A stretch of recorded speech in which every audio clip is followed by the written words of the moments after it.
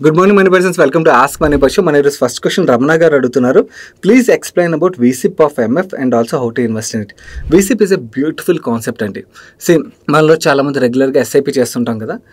ప్రతి నెల ఒక 1000 రూపాయలు SIP, 10,000 SIP, what ever amount మనకు కంఫర్టబుల్ అన్నది ఎస్ఐపి రూపంలో పెట్టుకుంటూ ప్రతి నెల ఎస్ఐపి రూపంలో కట్ అవుతుంటుంది. అండ్ మనకు ఆ రూపీ కాస్ట్ యావరేజింగ్ అడ్వాంటేజ్ అయితే దొరుకుతుంది. మనం ఎస్ఐపి అమౌంట్ పెంచామనుకోండి, పెంచిన తర్వాత పెంచిన అమౌంట్ ప్రతి నెల కట్ అవుతుంటుంది. వెరస్ VSIP విషయంకి వచ్చేసరికి ఇక్కడ బ్యూటీ ఏంటంటే మనలో చాలామంది ఏమనుకుంటాం, మన రెగ్యులర్గా ఎస్ఐపి ఏదైతే కట్ అవుతుందో అది మాత్రమే కాకుండా మార్కెట్ పడినప్పుడు ఎడిషనల్గా ఇన్వెస్ట్ చేద్దామని అనుకుంటాం, అవునా? ఎందుకంటే ఎడిషనల్గా ఇన్వెస్ట్ చేసినట్టయితే ఎక్కువ యూనిట్స్ అక్యుములేట్ చేయొచ్చు, లాంగ్ టర్మ్లో చాలా మంచి మనకి వాల్యూ యాడ్ అవుతుంది కాబట్టి అలా ఇన్వెస్ట్ చేద్దాం అనుకుంటాం. కానీ ప్రాబ్లం ఏంటంటే ఇక్కడ హ్యూమన్ బయాస్ వచ్చేస్తుంది అన్నమాట. మార్కెట్ పడినప్పుడు ప్రాక్టికల్లీ అయితే ఈ పని చేయలేం. ఓకే, ఇంకొంచెం పడుతుందేమో అని వెయిట్ చేస్తాను. అంటే అలాగే ఎస్ఐపి కట్ అవుతుంది కదా, నేను ఇన్వెస్ట్ చేసేది ఏదో ఇప్పుడు ఇన్వెస్ట్ చేసే కన్నా ఇంకొంచెం పడుతుందేమో, మార్కెట్ పడినప్పుడు ఇన్వెస్ట్ చేద్దామని వెయిట్ చేస్తుంటాం. అండ్ ప్రాక్టికల్లీ ఆ బాటమ్ మనం క్యాచ్ చేయడం అనేది ఎప్పటికీ అవ్వదు. సో ఆ హ్యూమన్ బయాస్ని అవాయిడ్ చేయడం కోసం అని చెప్పి ఏఎంసీలు ఐ థింక్ 2014-15 ఆ టైంలో అనుకుంటే ఈ కాన్సెప్ట్ని అయితే లాంచ్ చేసి VSIP అన్న కాన్సెప్ట్ని. ఈ కాన్సెప్ట్ ఎలా వర్క్ అవుతుంది అంటే, నార్మల్ ఎస్ఐపి అమౌంట్ ఏదైతే ఉన్నదో రెగ్యులర్గా మీరు పెట్టింది ఆ అమౌంట్ కట్ అవుతుంటుంది. బట్ మార్కెట్ బాగా కరెక్ట్ అయిన మంత్స్లో మాత్రం ఎడిషనల్ అమౌంట్ కట్ అవుతుంది అన్నమాట. దానివల్ల కొంచెం ఎక్కువ యూనిట్స్ అయితే అక్యుములేట్ అవుతాయి. కాకపోతే ఏఎంసీస్ ఇంత మంచి కాన్సెప్ట్ని లాంచ్ చేసే కానీ దీని రిలేటెడ్గా పెద్దగా అవేర్నెస్ అయితే స్ప్రెడ్ చేయలేకపోవడం వల్ల చాలామందికి అయితే ఈ కాన్సెప్ట్ ఉన్నదని కూడా తెలియదు. అండ్ ఈ కాన్సెప్ట్ని 2014-15లో లాంచ్ చేశారు కదా, ఆ టైంలో పెద్దగా డిజిటలైజేషన్ లేదు. దాని తర్వాత డిజిటలైజేషన్ బాగా పికప్ అయింది. ఆ టైంలోని అంతా కూడా ఫిజికల్లో నడిచేదన్నమాట. ఇలా VSIP ఎవరైనా చేయాలనుకున్నా కూడా ఫిజికల్గా ఫామ్ సబ్మిట్ చేయాల్సి వచ్చేది. దాని తర్వాత డిజిటలైజేషన్ బాగా అడాప్షన్ జరిగిన తర్వాత ఈ కాన్సెప్ట్ని డిజిటలైజ్ చేసినట్టుగా ఆర్ ఏదైనా ఏఎంసీ ఆన్లైన్లో ఆఫర్ చేసినట్టుగా ఆర్ ఇంకేదైనా మ్యూచువల్ ఫండ్ మీకు ఆన్లైన్లో ఇన్వెస్ట్ చేసే ప్లాట్ఫామ్స్ ఏవైతే ఉన్నాయో వాటిలో ఆఫర్ చేస్తున్నట్టుగా అయితే నేను విన్నది లేదు. మిగిలిన వ్యూవర్స్ ఎవరైనా విన్నట్టయితే చెప్పండి, చాలామందికి అయితే డెఫినెట్లీ హెల్ప్ఫుల్ అవుతుంది. చాలా మంచి కాన్సెప్ట్ ఇది. ఎవరైనా కూడా డిజిటల్ ప్లాట్ఫామ్లో ఆఫర్ చేస్తే మాత్రం బ్యూటిఫుల్ కాన్సెప్ట్ టు ఇనిషియేట్ మన ఎస్ఐపిస్ అన్నమాట. కానీ ఒక డిసడ్వాంటేజ్ ఉంటుంది ఇక్కడ గుర్తుంచుకోవాల్సింది. ప్రాబ్లం ఏంటంటే, మనం రెగ్యులర్గా ఎంత అమౌంట్ ఎస్ఐపి కట్ అవుతుందని మన అకౌంట్లో డబ్బులు ఉంచుతాం కదా, కానీ సడన్గా వీళ్ళు ఏదైనా మంత్లో ఎక్కువ అమౌంట్ ట్రిగర్ చేశారనుకోండి, ఆ మంత్లో మీ బ్యాంక్ అకౌంట్లో బ్యాలెన్స్ ఎక్కువ లేదనుకోండి, ఎస్ఐపి బౌన్స్ అయ్యే ఆస్కారం కూడా ఉంటుంది. కాబట్టి ఈ వేరియబుల్ ఎస్ఐపిని ఎవరైతే ఆప్ట్ చేసుకుంటారో బ్యాంక్ అకౌంట్లో ఎక్కువ బ్యాలెన్స్ అయితే ఉంచుకోవాల్సి వస్తుంది. My next question, Shrikant Gupta garu adugutunnaru, kindly make a dedicated video on undervalued or low valued stocks of all sectors which are trading at low price. All sectors అంటే చాలా కష్టం అండి, చాలా చాలా టఫ్ అది. అలా కాకుండా అసలు నేను పర్సనలీ ప్రతిసారి ఫాలో అయ్యేది ఏంటంటే, నాకు ఎక్కడైనా కూడా బాగా ఆపర్చునిటీ కనబడుతుంది అనుకోండి, ఇద్దరు పర్టికులర్ థీమ్ అవ్వచ్చు లేకపోతే ఇండివిజువల్ కంపెనీ అవ్వచ్చు, వాటి రిలేటెడ్ మీకు వీడియోస్ అయితే తీసుకొస్తుంటాం. ఏఎంసీసీ నాకు యాక్చువల్లీ ఇప్పుడు ఏఎంసీసీ రిలేటెడ్గా మీకు చాలా బజ్ అయితే కనబడుతుంది. కానీ ఏఎంసీస్ గురించి నేను నిపాన్ HDFC గురించి 1.5 years నుంచి మాట్లాడుతున్నప్పుడు అప్పుడైతే పెద్దగా బజ్ లేదు. కాకపోతే నేను మాట్లాడే టైంలో నేనంటే బజ్ ఉండదు కాబట్టి ఎవరు నోటీస్ చేయరు. ఏఎంసీస్ అవ్వచ్చు లేకపోతే డిఫెన్స్ గురించి మనం మాట్లాడినప్పటికీ పెద్దగా లేదు. ఇప్పుడు defence is happening theme or power is most happening theme ఇప్పుడు. బట్ పవర్ యాక్చువల్లీ మీకు పవర్ జనరేషన్ రిలేటెడ్గా, దాని తర్వాత పవర్ క్యాపెక్స్ ఎస్పెషల్లీ ట్రాన్స్ఫార్మర్స్ రిలేటెడ్గా వీడియోస్ తీసుకొచ్చినప్పుడు వాటి రిలేటెడ్గా పెద్దగా అప్పటికైతే బజ్ లేదు. సో నాకు ఎక్కడైతే అలా బజ్ లేదు అండ్ వీడియో వెళ్తుంది పక్కన పెడితే బజ్ లేదు, మన వాళ్ళకి వాల్యూ యాడ్ అవుతుంది, ఇక్కడ ఆపర్చునిటీ బాగా కనబడుతుంది అనిపిస్తుందో దాన్ని వాటి రిలేటెడ్గా మాట్లాడతాయి. ఈవెన్ ఈక్విటీసే కాదు, గోల్డ్ రిలేటెడ్గా కూడా ఇప్పుడు గోల్డ్ బాగా పెరిగిపోయిన తర్వాత మీకు గోల్డ్ మీద చాలా వీడియోలు అయితే కనబడతాయి. బట్ మీరు యాక్చువల్ చూసినట్టయితే 1.5 years బ్యాక్ నేను సుమా కలిపి గోల్డ్ రిలేటెడ్గా ఒక వీడియో చేసాం. ఆ వీడియో చేసినప్పుడు కింద కామెంట్స్ చాలామంది గోల్డ్ లాస్ట్ 6 yearsగా ఏం రిటర్న్ లేదు, దీనిలో ఇన్వెస్ట్ చేయమని మీరు ఆపర్చునిటీ అని మాట్లాడుతున్నారు, ఇది కరెక్ట్ కాదు ఇది అని చెప్పి చాలా కామెంట్సే ఉంటాయి. కానీ యాక్చువల్ చూడండి, ఇప్పుడు లాస్ట్ 1.5 years ఏమైంది, ఎప్పుడైతే మనకి అలా అండర్ వాల్యూడ్ కంప్లీట్లీ ఇగ్నోర్డ్ ప్లేస్లు ఏవైతే ఉంటాయి, ఎదర్ ఎనీ కమోడిటీ అవ్వచ్చు లేకపోతే ఎనీ సెక్టర్ అవ్వచ్చు, ఎనీ కంపెనీ అవ్వచ్చు, వాటిలో మనకి ఇమ్మీడియట్గా రిటర్న్ కనబడకపోవచ్చు కొన్నిసార్లు. కానీ యాక్చువల్లీ రిటర్న్ కనబడినప్పుడు we'll make lot of money అన్నమాట. సో నాకు పర్సనల్ నేను ఫాలో అయ్యేది అదే. నాకు ఎక్కడైతే ఆపర్చునిటీ బాగా కనబడుతుంది, మన వాళ్ళకి వాల్యూ యాడ్ అవుతుంది అనిపిస్తుందో రిస్క్ తీసుకుని మరి షేర్ చేస్తాను. రిస్క్ తీసుకుని ఎందుకంటే అంటే సేమ్ మనం ఇది బాగుంది ఆపర్చునిటీ, వీళ్ళకి ఎంతో కొంత హెల్ప్ఫుల్ అవుతుందని ఆ థాట్ ప్రాసెస్తో షేర్ చేస్తాం. కానీ అన్నీ వర్కౌట్ అవ్వాలి ఇమీడియట్గా అని రూల్ లేదు కదా, అన్నీ ఇమీడియట్గా వర్కౌట్ అయిపోతే దేవుళ్ళు అయిపోతాం. కొన్నిసార్లు వర్కౌట్ అవ్వని కూడా అవ్వకపోవచ్చు అన్నమాట. వర్కౌట్ అయినప్పుడు ఎవరేం మాట్లాడరు. కానీ ఎప్పుడైతే ఫెయిల్ అవుతాయి చూడండి వాటి రిలేటెడ్‌గా అయితే చాలా టార్చర్ ఉంటది. ఆయన కూడా 10-20% ఉంటారులేండి అని చెప్పి ఇగ్నోర్ కొట్టి నాకెప్పుడైతే అనిపిస్తదో అప్పుడు తీసుకొస్తా. కరెంట్‌లీ ఒక థీమ్ మీద అయితే వర్క్ చేస్తున్నాను. వర్క్ కంప్లీట్ అవ్వలేదు. ఇన్‌ఫాక్ట్ లాస్ట్ 1 మంత్‌కి ఇంకో థీమ్ మీద కూడా పనిచేశా. కానీ అది కంప్లీట్ వర్క్ అయ్యేసరికి నాకు అంత పెద్ద కన్విక్షన్ రాకపోయేసరికి కంప్లీట్‌లీ స్క్రాప్ చేశామన్నమాట దాని మీద. ఇప్పుడు ఇంకొక థీమ్ రిలేటెడ్‌గా బాగా ఆపర్చునిటీ అయితే మార్కెట్ ఇగ్నోర్ చేస్తుంది. ఎవరు మాట్లాడట్లేదు. సో అండ్ గ్రోత్ బాగుంది అండ్ అలాగే వాళ్ళు దే ఎంజాయ్ హెల్తీ మార్జిన్స్ కూడా. సో రిటర్న్ రేషియోస్ కూడా బాగుంటాయి. సో కంప్లీట్ కన్విక్షన్ వస్తే డెఫినెట్లీ త్వరలో తీసుకొస్తాను. సో అలా తీసుకొస్తానే కానీ మొత్తం ఓవరాల్ అన్ని సెక్టర్స్లో అంటే చాలా చాలా కష్టం అవుతుంది. అండ్ ఒకవేళ మీరు అలాంటి కంపెనీలో ఇన్వెస్ట్ చేయాలనుకున్నట్టయితే లాస్ట్ వన్లో మనం ఏవైతే మాట్లాడాం ఏఎంసీస్లో మీకు హెచ్డిఎఫ్సి నిపాన్ బాగా పెరిగిపోయి వెరస్ యూటీ బిర్లా వాళ్ళ ఫండ్ పర్ఫార్మెన్స్ లేకపోవడం వల్ల పెద్దగా పెరగలేదు. వాల్యుయేషన్ స్టిల్ అక్కడ గ్యాప్ కనబడుతుంది. మీకు పవర్ జనరేషన్ సైడ్ చాలా కంపెనీస్ ఇంకా పెద్దగా పర్ఫామ్ చేయలేదు. మన పవర్ షార్టేజ్ అయితే చాలా బాగా చూడబోతున్నాం. దానివల్ల ఈ పవర్ జనరేషన్ సైడ్ ఉన్న కంపెనీలు కూడా మంచి రిటర్న్ చూడొచ్చు. రీసెంట్గా వాటర్ థీమ్ రిలేటెడ్గా మాట్లాడుకున్నాం. ఓన్లీ వాబాగ్ ఒకటే బాగా పెరిగిపోయింది. వాబాగ్ తప్పించి మిగిలిన కంపెనీస్లో అంత పెద్దగా ఇంకా ర్యాలీ అవ్వలేదు. అక్కడ కూడా వర్క్ చేసి అండర్ వాల్యూడ్ కంపెనీస్ని ఐడెంటిఫై చేయొచ్చు. And even private banks and pharma is also good place to invest currently valuations పరంగా చూసినట్టయితే. ఇలాంటి థీమ్స్ని ఒకసారి చూడండి. నాకు అనిపించినప్పుడు డెఫినెట్లీ ఇది మన వాళ్ళకి వాల్యూ యాడ్ అవుతుందంటే ఎవరేమనుకున్నా కూడా నాకు ఇంట్రెస్ట్ ఉన్నంత కాలం అయితే నేను ఆ వీడియోస్ని తీసుకొస్తుంటాను. తీసుకొచ్చిన తర్వాత మీరు ఫర్దర్గా వర్క్ చేయండి. ఆ టైంలో మీకు పెద్దగా ఇంట్రెస్ట్ అనిపించదు ఆ థీమ్స్ మీద. ఎందుకంటే ఎక్కడ మీకు మాట్లాడేటప్పుడు పెద్దగా బజ్ ఉండదు కాబట్టి కొంచెం మీరు ఫర్దర్గా వర్క్ చేస్తే మీకు కన్విక్షన్ బిల్డ్ అవుతుంది. కన్విక్షన్ బిల్డ్ అయిన తర్వాత ఇన్వెస్ట్ చేశారనుకోండి మీరు వెంటనే పెరగకపోయినా కూడా మీరు వాటిని హోల్డ్ చేయగలుగుతారు. Over a long period you can make very good money. My next question Arun అడుగుతున్నారు. Please throw a brief analysis on Foods and Inns Limited. Interesting company. Okay. Promoter market and future view might help me to do more research and also compare this between Snowman Logistics. ఈ క్వశ్చన్కి answer చేసే ముందు small reminder guys, వీడియోలో share చేసిన information helpful అవుతుంది అనిపించినట్టయితే వీడియోని తప్పకుండా like చేయండి. అండ్ మీకు కూడా ఏదైనా క్వశ్చన్ మమ్మల్ని అడగాలనిపించినట్టయితే కింద కామెంట్ సెక్షన్లో #AskMoneyPerson కంటిన్యూస్గా రాసి మీ క్వశ్చన్ రాశారనుకోండి, మీ క్వశ్చన్స్ అయితే మాకు రీచ్ అవుతాయి. నా కమింగ్ కంపెనీ విషయంకి వచ్చేసరికి నాకైతే కంపెనీ ఇంట్రెస్టింగ్ అనిపించి రీసెంట్గా ఈవెన్ అర్హెంట్ వాళ్ళు కండక్ట్ చేసిన కాన్ఫరెన్స్ కాల్ ఏదైతే ఉందో దాన్ని అటెండ్ కూడా అయ్యానండి. దాంట్లో చాలా క్వశ్చన్స్ కూడా మేనేజ్మెంట్ అడిగాను. సో బేసికలీ వీళ్ళు ఫ్రూట్ పల్ప్ ఏదైతే ఉందో దాన్ని కోక్ ఇలాంటి బివరేజెస్ మ్యానుఫ్యాక్చర్ చేసే కంపెనీస్ ఏవైతే ఉన్నాయో వాళ్ళకి సప్లై చేస్తుంటారు అనమాట. అండ్ ఇక్కడ చాలా న్యూ ప్లేయర్స్ కూడా ఎంటర్ అవుతున్నారు. సో ఆపర్చునిటీ సైజ్ అయితే బాగా పెరుగుతుంది.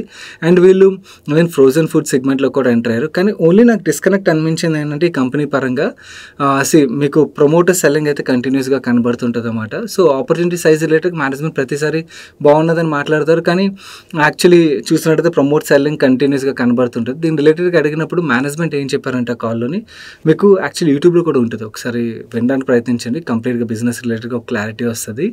అర్హెంట్ వాళ్ళు కండక్ట్ చేసిన కాల్ అన్నమాట ఇది. మేనేజ్మెంట్ ఏమంటారంటే కంపెనీ స్టార్ట్ చేసినప్పుడు 2 ప్రమోటర్స్ కలిపి స్టార్ట్ చేశారు. అందులో ఒక ప్రమోటర్ చనిపోయారు. చనిపోయిన తర్వాత అతని హౌస్ వైఫ్ ఎవరైతే ఉన్నారో ఆవిడకి బిజినెస్ మీద ఇంట్రెస్ట్ లేదు. అండ్ అతని సన్ ఎవరైతే ఉన్నారో అతనికి కూడా ఇంట్రెస్ట్ లేకపోవడం వల్ల అతను అమ్ముతున్నారు. సో దానివల్ల మీకు ప్రమోటర్ సెల్లింగ్ కనబడుతుంది. ఇప్పుడు బిజినెస్ని రన్ చేసిన ప్రమోటర్ ఎవరైతే ఉన్నారో he is very much interested in business అని చెప్పి ఆయన అయితే ఆన్సర్ చేశారు. అండ్ రీసెంట్గా వీళ్ళు న్యూ ప్రొడక్ట్స్ లాంచ్ చేయడం అండ్ అలాగే ఫండ్ రైజ్ కూడా చేశారు. అండ్ ఫండ్ రైజ్లోనే ఇంట్రెస్టింగ్ ఇన్వెస్టర్లు కూడా పార్టిసిపేట్ అయితే చేశారు. అండ్ సెకండ్ మీరు స్నోమెన్తో కంపేర్ చేయమన్నారు. రెండింటిని కంపేర్ చేయలేమండి. 2 completely different companies altogether. 2 different ఇండస్ట్రీస్లోని ఆర్ డిఫరెంట్ బిజినెసెస్ కాబట్టి వాటిని కంపారిజన్ మనం చూడకూడదు. స్నోమెన్ రీసెంట్ టైంలో పెద్దగా ట్రాక్ చేయట్లేదు కాబట్టి దాని గురించి కామెంట్ చేయలేను. ఇది రీసెంట్గానే కాన్ఫరెన్స్ కాల్ అటెండ్ అయ్యాను కాబట్టి ఇన్ఫర్మేషన్ అయితే షేర్ చేయగలుగుతుంది. ఎవరైనా ఇంట్రెస్ట్ ఉన్నట్లయితే మీకు యూట్యూబ్లో ఎంటైర్ మేనేజ్మెంట్ కాన్వర్సేషన్ అయితే ఉంటుంది, ఒకసారి వినడానికి ప్రయత్నించండి. అండ్ అలాగే ప్రెజెంటేషన్స్ మీకు అవైలబుల్గా ఉంటాయి. సో ప్రెజెంటేషన్స్ కూడా చూడొచ్చు. ఫ్రోజన్ ఫుడ్ సెగ్మెంట్ ఏదైతే ఉన్నదో ఇక్కడ కొంచెం ఆపర్చునిటీ సైజ్ అయితే బిల్డ్ అవుతుంది. చాలా కంపెనీలు అయితే ప్రయత్నిస్తున్నాయి. లెట్స్ ఎవరు గ్రాప్ చేయగలుగుతారని. ఇక్కడైతే నాకు డెఫినెట్లీ గ్రోత్ అయితే కనబడుతుంది. దో ఇట్స్ నాట్ హెల్దీ, కాకపోతే చాలా వరకు కన్స్యూమర్స్ అయితే వీటిని ప్రిఫర్ చేసే ఆస్కారం అయితే క్లియర్లీ కనబడుతుంది. సో ఆ ఇంట్రెస్ట్తోని ఈ ఫ్రోజన్ ఫుడ్ సెగ్మెంట్లోని కంపెనీస్ ఏవైతున్నాయో వాటివన్నిటిలో కూడా కాల్స్ ఇవన్నీ అటెండ్ అవుతున్నాను. కంప్లీట్లీ వర్క్ చేసి ఈ థీమ్ రిలేటెడ్గా ఏమైనా అనిపిస్తే మేబీ వీడియో తీసుకొస్తానేమో తెలియదు. బట్ యాజ్ ఆఫ్ నౌ అయితే I'm still working on it. మన నెక్స్ట్ క్వశ్చన్ వ్యూవర్ తన పేరు మెన్షన్ చేయొద్దని చెప్పి రిక్వెస్ట్ చేశారు, అందుకని నేమ్ ఎడిట్ చేసేస్తున్నాను. మా కజిన్ ఏజ్ 38 years, రీసెంట్గా తనకి హార్ట్ అటాక్ వచ్చింది అండ్ 2 స్టంట్స్ వేశారు. సో టర్మ్ ఇన్సూరెన్స్ ఏజెంట్ని ఎంక్వైరీ చేస్తే ఎక్కడా కూడా ఇవ్వని చెప్తున్నారు. ఏమైనా సజెషన్ ఇవ్వగలుగుతారా ఇలాంటి సిచ్యువేషన్కి? First thing, they are not offering term insurance for heart or cardiac arrest people. Second, if person is not salaried employee also they are not offering. Okay, second point ఏదైతే ఉన్నదో అది కరెక్ట్ కాదండి. Salaried employees కాకపోతే term insurance ఇవ్వరు అని చెప్పి rule లేదు. కొన్ని కంపెనీస్ మీకు ఈవెన్ బిజినెస్ పీపుల్ కూడా టర్మ్ ఇన్సూరెన్స్ అయితే ఆఫర్ చేస్తాయి.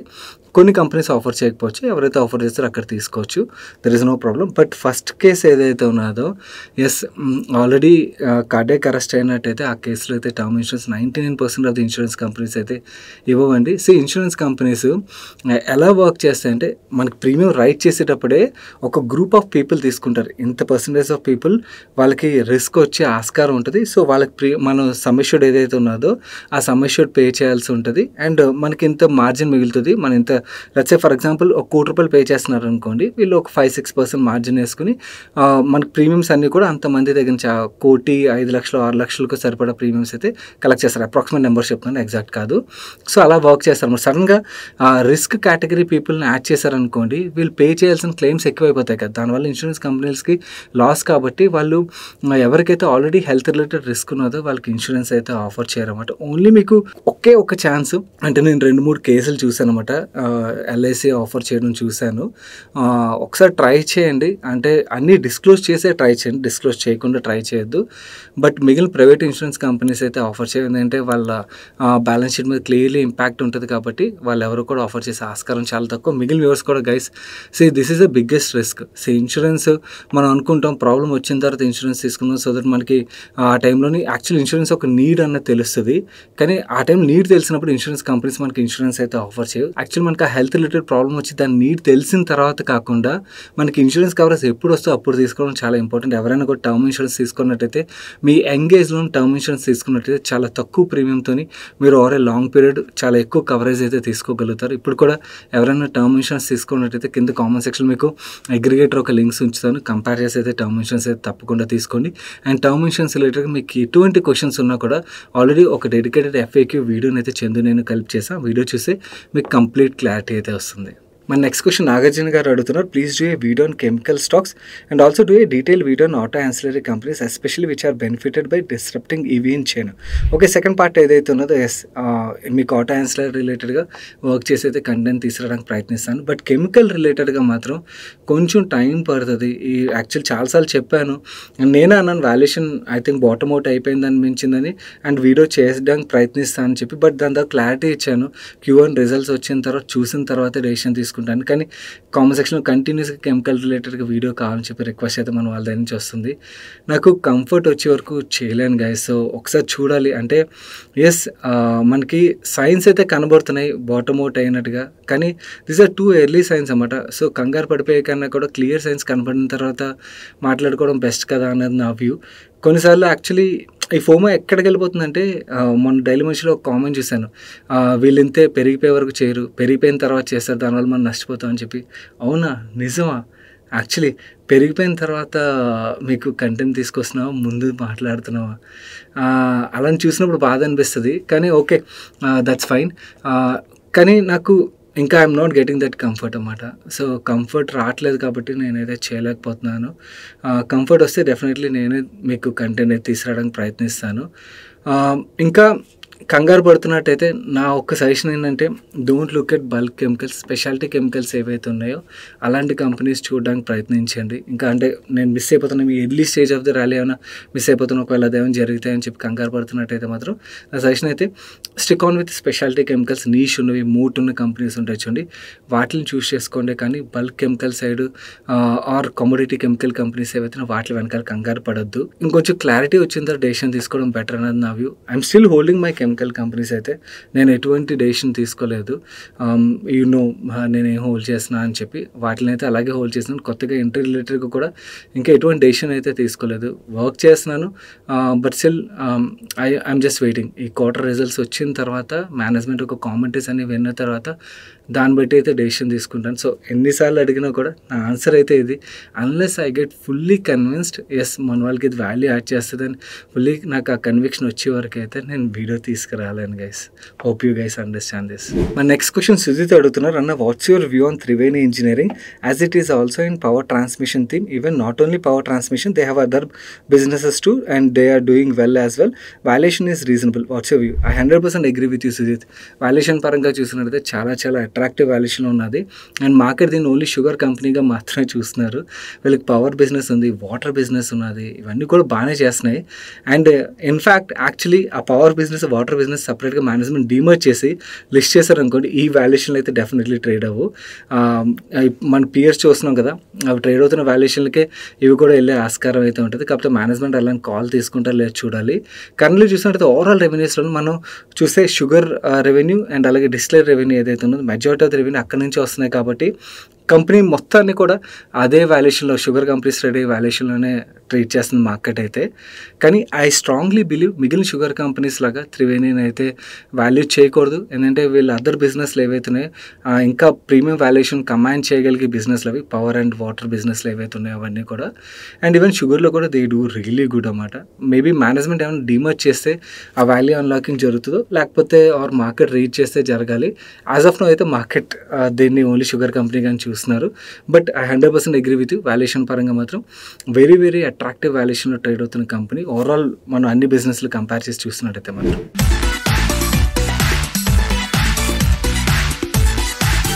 ఈరోజు సండే ఫండే సజెషన్ విషయంకి వచ్చేసరికి ఈ వీక్లోని ఒక చాలా ఇంట్రెస్టింగ్ యాక్షన్ మూవీ అయితే ప్రైమ్లో చూశాను, రోడ్ హౌస్ అని చెప్పి. హాలీవుడ్ మూవీ అయినా కూడా ఆల్మోస్ట్ మన తెలుగు సినిమా టైప్లోనే అనిపించింది నాకైతే చూస్తున్నప్పుడు. You can check this movie. Also నా స్ట్రాంగ్ రికమెండేషన్, నిన్న మన ఛానల్లో రిలీజ్ అయిన ఒక ఇంటర్వ్యూ ఏదైతే ఉన్నదో ఎవరైనా మిస్ అయినట్టయితే it's a must must must watch video అది. యాక్చువల్లీ ఆ వీడియో మీకు ఒక చాలా మంచి కాన్సెప్ట్ని చాలా ఎమోషనల్ టచ్ చేస్తే అయితే నేర్పిస్తే లైఫ్ లాంగ్ గుర్తుండిపోద్ది. Very very important life lesson అయితే ఆ వీడియోలో ఉన్నది. ఎవరైనా మిస్ అయ్యి ఉన్నట్టయితే మాత్రం అస్సలు మిస్ అవుతుంది guys. Do check out that video, I'm sure you will love it. మన నెక్స్ట్ క్వశ్చన్ ఉమాపతి గారు అడుగుతున్నారు, I came across Ashapuri gold limited micro cap while studying recent results. This company delivered outstanding results. While studying the company the clientele looks very very strong. Reputed companies like Kalyan, Malabar and co, Bhima are they clients. Observe that AIMWIN Capital is continuously buying the stock. Way to look at AIMWIN Capital, whether they are good, clean company or fraudulent company to manipulate the stock. Okay, మీరు ఈ question రాశాక నేను check చేశాను. చూసినప్పుడు నాకు promoter గ్రూప్లో కనబడుతుంది. Maybe promoter related company ఏదైనా అయ్యి ఉండొచ్చు, వాళ్ళు స్టేక్ పెంచుకుంటూ ఉండొచ్చు. సో అలా బయింగ్ జరుగుతుంది. అండ్ ఇన్ఫ్యాక్ట్ ఈ సెగ్మెంట్లో మీరు ఒక్క కంపెనీనే కాదు, ఎంటైర్ టీమ్ని రీసెర్చ్ చేయడానికి ప్రయత్నించండి. మీకు స్కై గోల్డ్ ఉన్నది, RBZ ఉన్నది, ఉదయ్ జ్యువెలర్స్ ఉన్నది, ఇలాంటి కంపెనీస్ అన్నీ కూడా ఉన్నాయి. అన్నీ కలిపి వర్క్ చేసిన తర్వాత మీకు వాల్యుయేషన్ అట్రాక్టివ్గా ఏదనిపించింది దాన్ని చూస్ చేసుకోవచ్చు. ఎందుకంటే బేసికలీ ఇక్కడ మీకు ఈ పేర్లు కనబడుతున్నాయి కదా, పెద్ద పేర్లు, ఇవన్నీ ఈ ఒక్క కంపెనీ దగ్గర నుంచి కొనుక్కుంటారంటే లేదు. ఆల్రెడీ మీకు లిస్టెడ్ కంపెనీస్ ఏవైతే వీళ్ళందరి దగ్గర నుంచి కూడా వాళ్ళు ప్రొక్యూర్ చేస్తారు. ఈవెన్ అన్లిస్టెడ్ స్పేస్లో ఉన్న కంపెనీస్ దగ్గర నుంచి కూడా ప్రొక్యూర్ చేస్తూ ఉంటారు. సో మీకు మల్బార్ ఒక్కళ్ళ దగ్గర నుంచే కొంటుందని అయితే అనుకోవద్దు. మీరు ఒక్కళ్ళదే చూసి మీకు మిగిలిన అదర్ లిస్టెడ్ కంపెనీస్ ఏవైతే వాళ్ళ దగ్గర కూడా మీకు మల్బార్, కళ్యాణ్ ఈ పేర్లు అయితే కనబడుతుంటాయి అన్నమాట. వాళ్ళంతా రీటైల్ బిజినెస్ మీద ఫోకస్ చేస్తే వీళ్ళంతా కూడా మ్యానుఫ్యాక్చరింగ్ సైడ్ అయితే ఫోకస్ చేస్తుంటారు. So valuation very important role అయితే ప్లే చేస్తుందండి. వాల్యుయేషన్ చీప్గా ఉన్నప్పుడు కొనండి, కానీ ఇప్పుడు మీకు చాలా ఎక్స్పెన్సివ్ వాల్యుయేషన్ అయితే నాకు చూసినప్పుడు అయితే అనిపించింది. మేబీ బాగా గ్రో అయితే వేరు, బట్ కరెంట్ వాల్యుయేషన్ గ్రోత్ రాకపోతే మాత్రం పనిష్ అయ్యే ఛాన్సెస్ అయితే చాలా ఎక్కువ ఉంటాయి. My next question, Ravi adugutunnaru. My sister and her husband both are state government employees. I suggested them to invest in some good companies in stock market.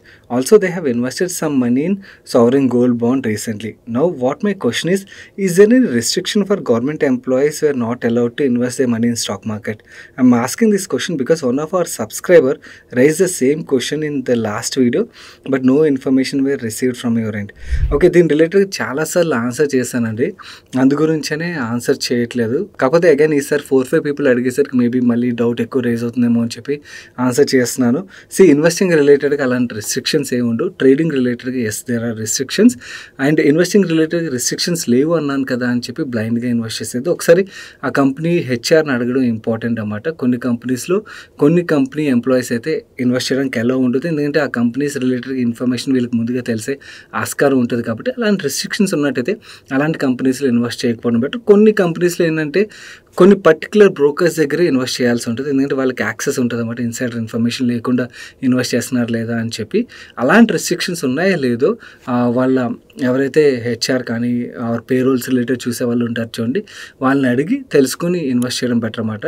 Most of the కేసులోని investing రిలేటెడ్గా ఇలాంటి issue ఏమి ఉండదు. Only trading రిలేటెడ్గా మాత్రం there are restrictions.